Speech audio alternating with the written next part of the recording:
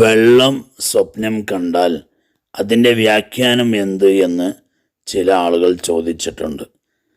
അതിനുള്ള മറുപടിയാണ് ഈ ക്ലാസ്സിൽ പറയുന്നത്.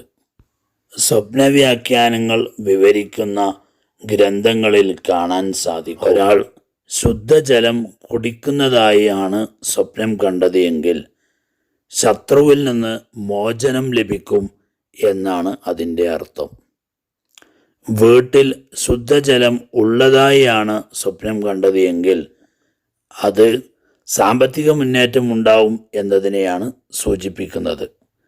ധാരാളം വെള്ളം പാനം ചെയ്യുന്നത് ഒരാൾ സ്വപ്നം കണ്ടാൽ ദീർഘായുസ്സ് ഉണ്ടാവും എന്നതിൻ്റെ മേൽ അത് അറിയിക്കുന്നു. അതുപോലെ വെള്ളവുമായി ബന്ധപ്പെട്ട് ധാരാളം സ്വപ്ന വ്യാഖ്യാനങ്ങൾ ഉണ്ട്.